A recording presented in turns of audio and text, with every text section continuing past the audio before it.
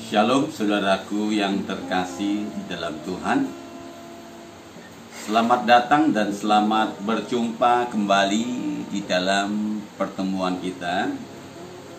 Minggu ini adalah minggu yang kelima, minggu terakhir di mana kita boleh kembali beribadah kepada Tuhan. Walaupun kita tidak dapat beribadah, masih belum dapat beribadah di gedung gereja kita, tapi kita tetap beribadah kepada Tuhan melalui rekaman ini. Dan kita percaya hadirat Tuhan tidak mengurangi sukacita kita di dalam Tuhan. Oleh sebab itu mari saudaraku, tetap kita mau datang kepada Tuhan dengan pujian penyembahan kita. Dan kita mau belajar firman Tuhan di minggu yang kelima ini. Kita mau berdoa dan kita mau serahkan hidup kita, kita mau serahkan gereja kita mau serahkan persekutuan kita kepada Tuhan dalam hidup kita. Mari kita mau naikkan satu pujian untuk Tuhan Allah kita. Masuk ruang Maha Kudus.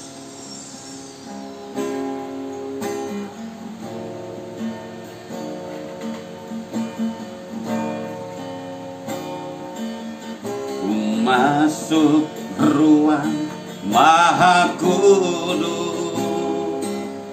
dengan darah anak domba. Masuk dengan hati tulus, menyembah yang maha kuasa.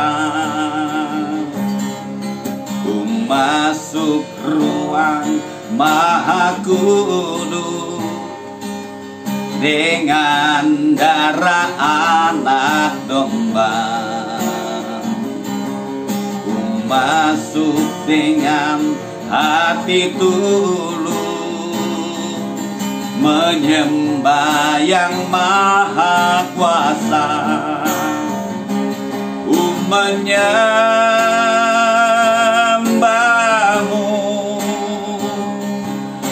sembahmu,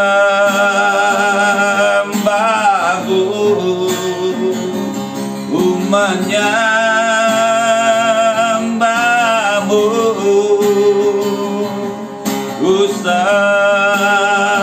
sembahmu, sebab namamu kudus, kudus. Tuhan, ku menyembahmu, menyembahmu,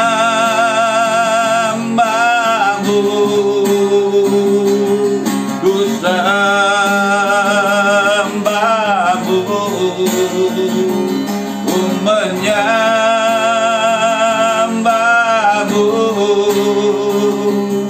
ku sembahmu, sebab namamu kudus, kudus. Tuhan, sebab namamu kudus, kudus. Tuhan, sebab namamu kudus, kudus. Tuhan.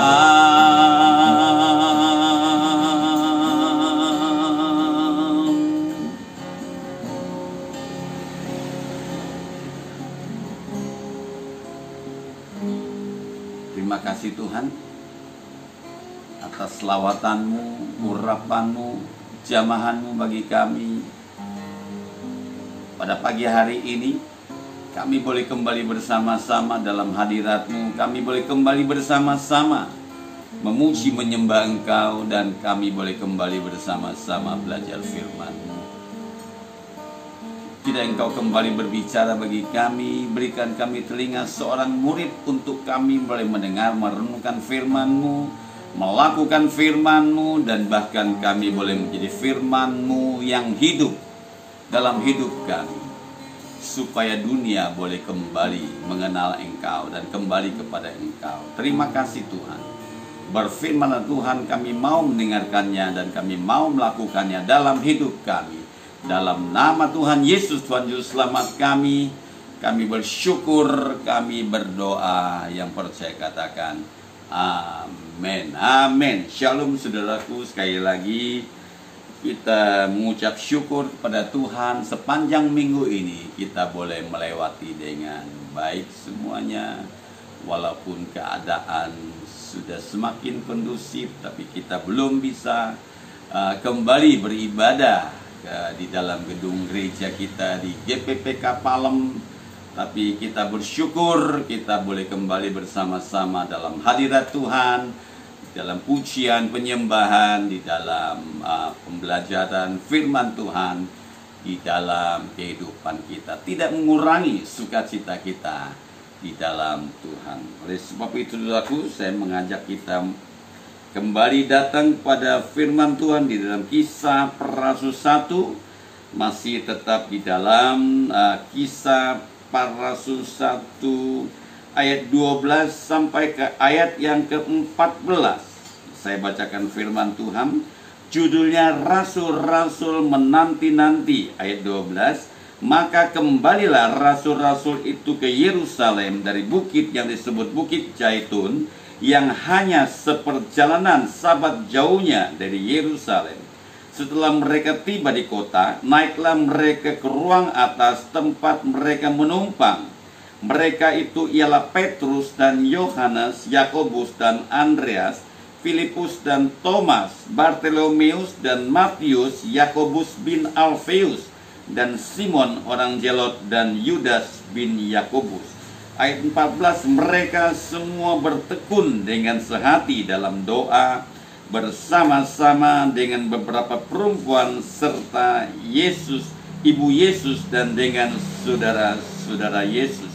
Saudara yang terkasih dalam Tuhan, ayat 14 katakan bahwa mereka semua bertekun dengan sehati dalam doa, bersama-sama dengan beberapa perempuan serta Maria, ibu Yesus, dan dengan saudara-saudara Yesus. Ada satu kata, bertekun, di mana firman Tuhan katakan Tuhan berjanji kepada murid-muridnya, jangan tinggalkan Yerusalem, dan Tuhan berjanji akan mencurahkan rohnya bagi murid-muridnya kalau mereka percaya dan mereka berani memberikan hidup mereka untuk menantikan Tuhan dalam kehidupan kita, untuk menantikan janji Tuhan, di mana Tuhan berjanji akan mencurahkan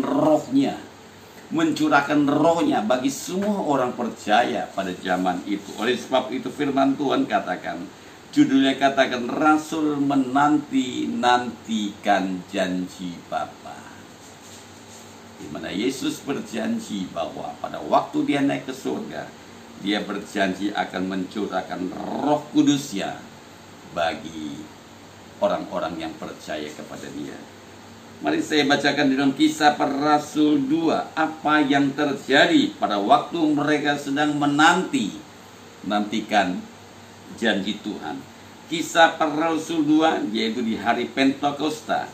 Ketika tiba hari Pentakosta, semua orang percaya berkumpul di satu tempat.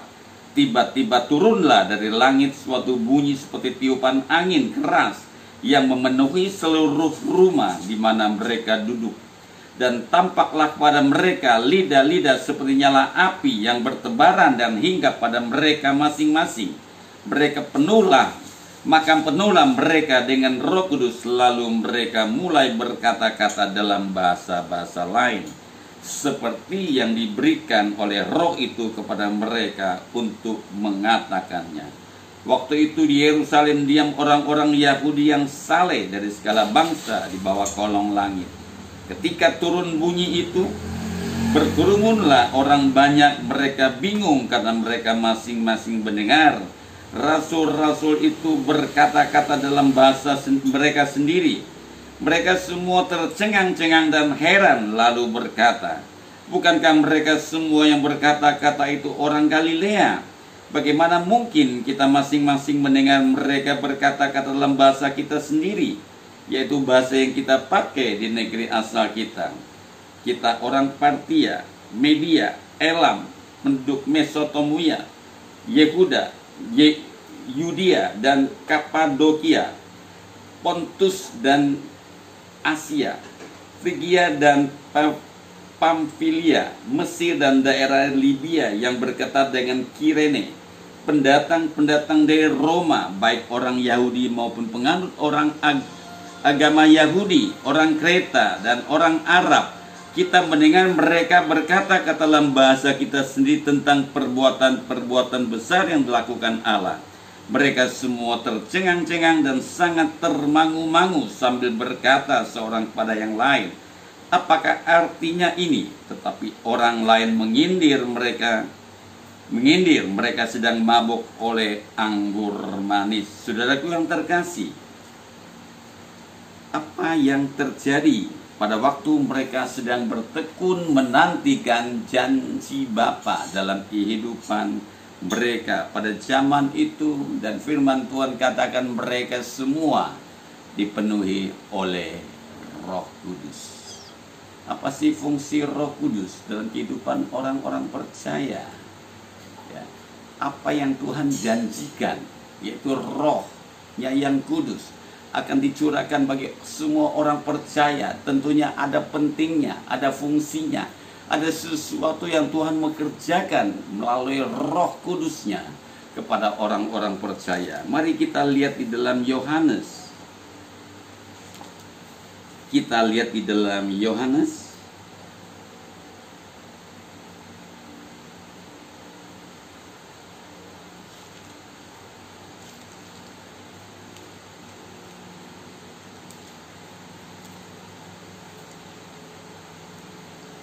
Oke.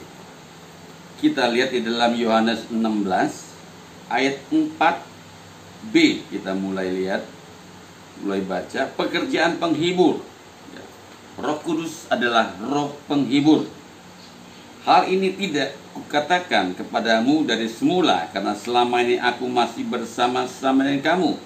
Tetapi sekarang aku pergi kepada Dia yang telah mengutus aku, dan tiada seorang pun di antara kamu yang bertanya kepadaku, kemana engkau pergi? Tapi karena aku mengatakan hal itu kepadamu, sebab itu hatimu berduka cita. Namun benar yang kukatakan ini kepadamu adalah lebih berguna bagi kamu jika aku pergi. Sebab jikalau aku tidak pergi, penghibur itu tidak akan datang kepadamu. Tetapi jikalau aku pergi, aku akan mengutus Dia kepadamu. Dan kalau Ia datang, Ia akan menginsafkan dunia akan dosa, kebenaran dan penghakiman, dan akan dosa karena mereka tetap tidak percaya kepadaku, akan kebenaran karena aku pergi kepada Bapa dan kamu tidak melihat aku lagi, akan penghakiman karena penguasa dunia telah dihukum. Masih banyak hal yang harus kukatakan kepadamu, tetapi sekarang kamu belum dapat menanggungnya. Tetapi apabila Ia datang, yaitu Roh kebenaran, Ia akan memimpin kamu dalam seluruh kebenaran, sebab Ia tidak akan berkata-kata dari diri sendiri, tetapi segala sesuatu yang didengarnya, itulah yang akan dikatakannya, dan Ia akan memberitakan kepadamu hal-hal yang akan datang. Saudaraku, itulah fungsi Roh Kudus dalam kehidupan kita, orang-orang yang percaya kepada Tuhan.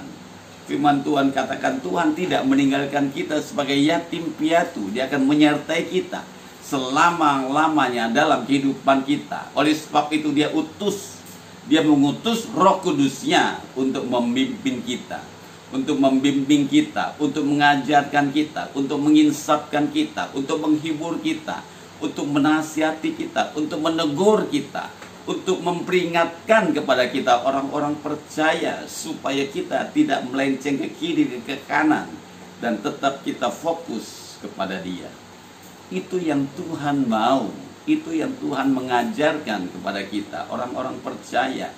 Roh Kudus tentunya kepada orang-orang yang hidupnya kudus di hadapan Tuhan. Namanya Roh Kudus. Dia akan tinggal kepada tempat yang kudus, tinggal kepada hati yang kudus, pikiran yang kudus. Dalam nama Tuhan Yesus, ya, dalam nama Tuhan Yesus, Roh Kudus akan terus berkarya dan berkarya bagi kita orang-orang percaya. Kalau kita percaya, kalau kita berani memberikan hidup kita untuk percaya kepada Tuhan, untuk mengikuti, menanti-nantikan Tuhan dalam kehidupan kita, Roh Kudus itu akan terus berkarya. Roh penghibur itu akan menguatkan kita, menghibur kita, mengajarin kita supaya kita tetap setia, tetap percaya, tetap melangkah dengan iman kita kepada Tuhan Allah kita Yesus Kristus. Roh penghibur, ya. Roh penghibur itu adalah karunia Allah, karunia roh, ya. Karunia roh itu perlu kita miliki bagi orang-orang percaya, ya. Ada banyak karunia-karunia roh yang Tuhan ingin kita miliki. Ada banyak karunia-karunia nubuatan, karunia mujizat, karunia berbahasa roh.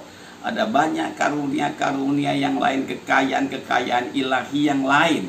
Akan Tuhan nyatakan, akan Tuhan limpahkan bagi kita orang-orang yang percaya kepada Dia.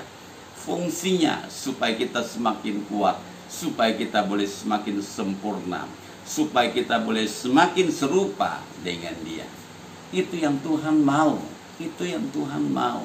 Saudaraku yang terkasih, tanpa Roh Kudus, tanpa penyertaan Tuhan, kita tidak mungkin ada pada saat ini. Oleh sebab itu mari kita minta kepada Tuhan agar Roh Kudusnya terus memimpin kita, terus membimbing kita dalam setiap langkah kehidupan kita, untuk kita boleh meraih kemenangan demi kemenangan di dalam kehidupan kita.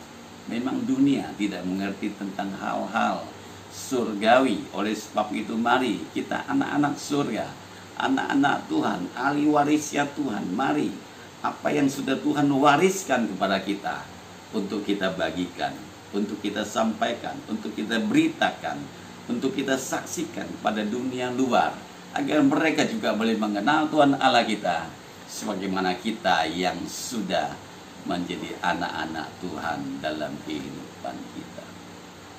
Mau menanti-nantikan Tuhan, mau meminta Roh Kudus yang memimpin kita, membimbing kita, berani setia kepada Tuhan, berani melangkah dengan iman kita, percaya penyertaan Tuhan yang sungguh baik, ajaib dan sempurna akan kita miliki dalam kehidupan kita. Orang-orang yang berani percaya kepadanya dan menyerahkan hidup kita hanya kepada Dia. Tuhan memberkati kita pada pagi hari ini, pagi menjelang siang ini. Mari saudaraku yang terkasih dalam Tuhan, tetap kita semangat di dalam doa kita. Doa 10 malam, di mana kita menanti-nantikan Allah Roh Kudus terus berkarya dan berkarya dalam hidup kita. Ada banyak buah-buah roh yang akan kita miliki. Ada banyak buah-buah penantian kita dalam kehidupan kita. Kalau kita mau bertekun di dalam Dia, kalau kita mau memberikan hidup kita lebih setia dan setia kepada Tuhan, dan kita akan melihat Tuhan nyatakan karya Roh Kudusnya di dalam kehidupan kita, untuk memimpin kita, membimbing kita, mengajari kita, menginsapkan kita, untuk menasihati kita, untuk menegur kita, untuk menempatkan kita, untuk memberikan hikmat, akal budi pengetahuan atas kehidupan kita, supaya kita boleh tampil lebih daripada pemenang. Terima kasih, Tuhan memberkati kita pada pagi menjelang siang hari ini. Dan tetap kita setia untuk menanti-nantikan Tuhan dalam kehidupan kita di hari Pentakosta ini. Di doa Pentakosta ini, mari kita meminta kepada Tuhan agar roh kebenaran itu, agar roh penghibur itu akan terus ada dalam hidup kita, memimpin kita, menuntun kita, untuk kita boleh melangkah lebih lagi di dalam Dia. Tuhan memberkati kita. Mari saya ajak kita naikkan satu pujian, Saatku Menyembahmu, Rohmu Bekerja.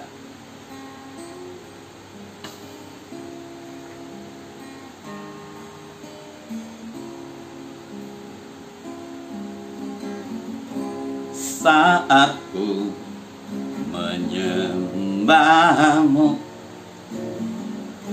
Rohmu bekerja saat ku memujimu. Kau bertahta di atas pujian, ku angkat hatiku, ku pandang kekudusanmu. Saat ku sembah, ku pujimu, ku rasakan kehadirat-Mu Tuhan.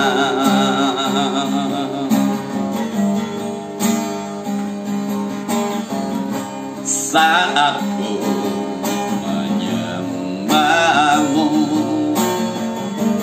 Roh-Mu bekerja. Saat ku memuji-Mu, Kau bertahta di atas pujian, ku angkat hatiku, ku pandang kekudusan-Mu.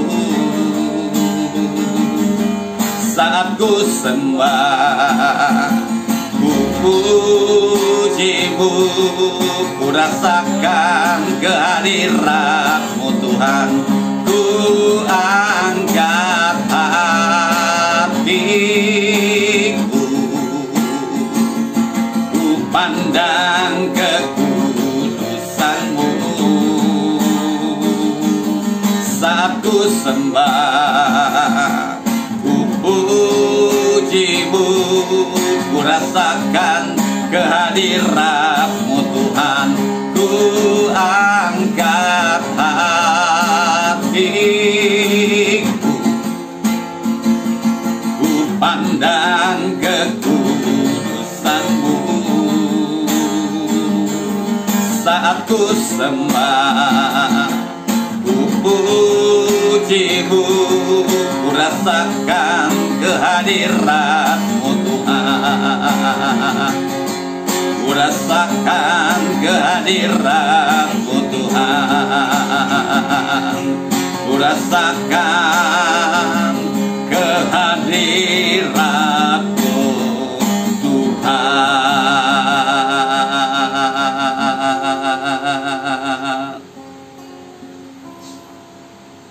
Sungguh benar Tuhan, sungguh kami boleh merasakan lawatan-Mu, hadirat-Mu, urapan-Mu turun atas kami. Kami bersyukur punya Allah seperti Engkau. Kami bangga punya Allah seperti Engkau. Di masa penantian kami akan Roh Kudus bekerja berkarya dalam hidup kami, tetap kami mau setia menanti-nantikan Engkau Tuhan. Penuhi kami dengan Roh-Mu, penuhi kami dengan urapan-Mu Tuhan. Kiranya Engkau menampakkan diri-Mu bagi setiap kami, pribadi lepas pribadi, keluarga demi keluarga, agar kami boleh punya banyak pengalaman bersama dengan Engkau. Terima kasih Tuhan, menyatakan Roh Kudus-Mu dalam hidup kami. Dimanapun kami berada, kami rindu Tuhan, Engkau terus bekerja dan berkarya dalam hidup kami. Berkati gereja-Mu Tuhan, berkati GPP Kapalem, ibadah jam 10 dan jam 5 sore. Berkati semua anak-anak-Mu yang sebagian dari kami yang masih menunggu kesempatan untuk bekerja kembali Tuhan. Engkau terus memberikan kekuatan, penghiburan, kesabaran bagi kami. Dan kami percaya Engkau Allah yang tidak pernah meninggalkan kami. Engkau Allah yang tidak pernah melupakan kami, membiarkan kami jatuh sampai tergeletak. Penjagaan, perlindungan Tuhan, pemeliharaan Tuhan selalu ada dalam hidup kami. Terima kasih Tuhan, Engkau baik. Berkati gereja-Mu, berkati kegiatan, kebutuhan, kerinduan kami. Berkati juga rekan-rekan kami yang tidak bersamain kami dimanapun mereka berada.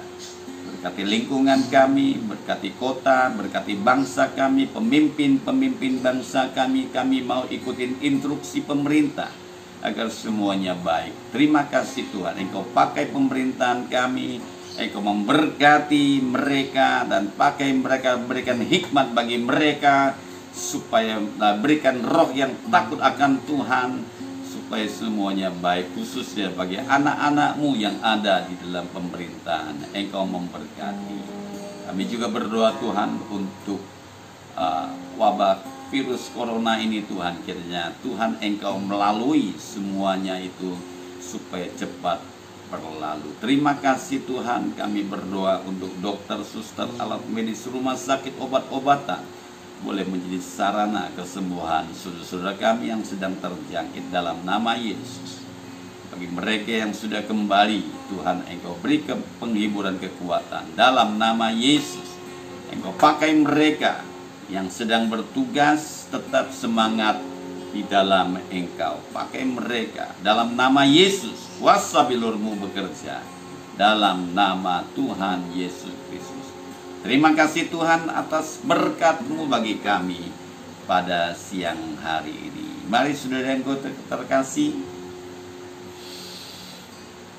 angkatlah tanganmu dan arahkan hatimu. Terimalah berkat yang besar Allah Bapa, sumber segala berkat dan sumber segala damai sejahtera dalam kehidupan kita. Dengan kasih karunia anak tunggal Yesus Kristus, dengan persetujuan pertolongan Allah Roh Kudus yang sudah menyertai kita dari siang hari ini sampai Maranatha. Tuhan datang kedua kali menjemput kita di atas awan-awan yang permai. Mari kita yang percaya katakan amin. Tuhan Yesus memberkati. Selamat siang dan selamat berhari Minggu. Tuhan